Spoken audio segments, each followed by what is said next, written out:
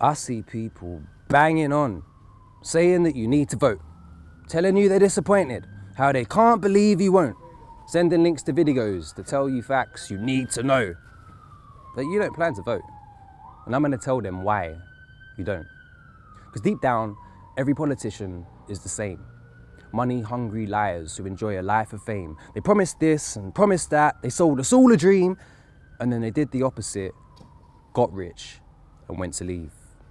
They were supposed to represent us. But is that really what they did? Tell me the last Prime Minister who didn't represent the rich. It's not as if we want a saint, we never needed much, but how can we vote for people that we don't even trust? Plus, even if we did vote, it's all been pre-decided. The whole thing is fixed by the people who designed it. Those people at the very top will choose whoever they like, but people still want to spend their time pretending they can try and fight it. The more I see, the more it seems we need a revolution. Despite this, most people choose to play the game.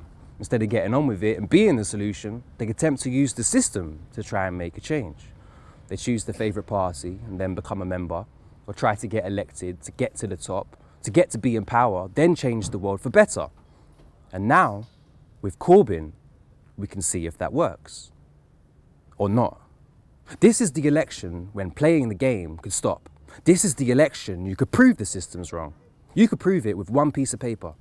I reckon you could prove it by voting for Labour. Now, I know that some of you might think that I've lost it. So give me just 2 minutes and I'll explain my logic. I always said I wouldn't vote if they paid me.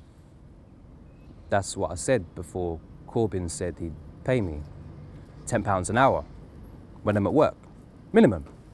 So when he said that, I said, well, that's flipping brilliant.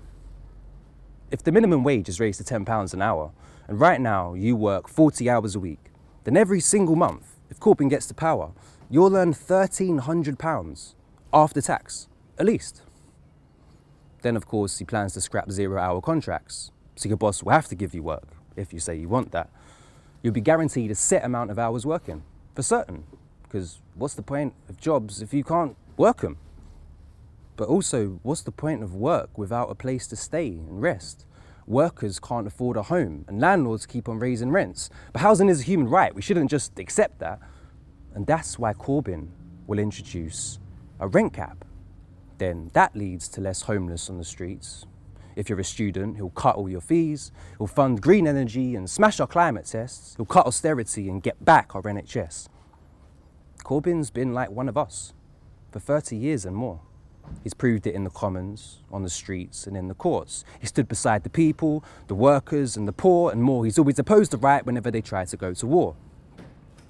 Many on the left would say that he's the best we've had, that he's the best we've got now, that he's the best we'll have. He murked the game and worked his way further than ever expected, and now he's an inch away from being elected. So if, after all of this, he still doesn't make it, whether he loses because the media is against him, whether he wins and his own MPs betray him for whatever reason, if he can't deliver changes, then at least we'll know that you can't beat the game, that the system can't reform, that it needs to be replaced. If we all vote for him and still there's no solutions, then we'll know for certain that we need a revolution. At that stage, our future would depend on our reaction.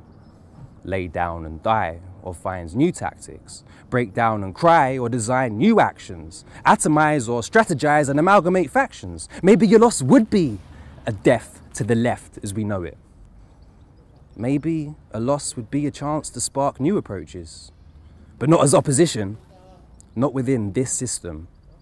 Maybe we could rise for real and reinvent resistance. But whether he wins or loses, I'll still remain active. The power always has been and will be with the masses. I build my own future. I don't have a master.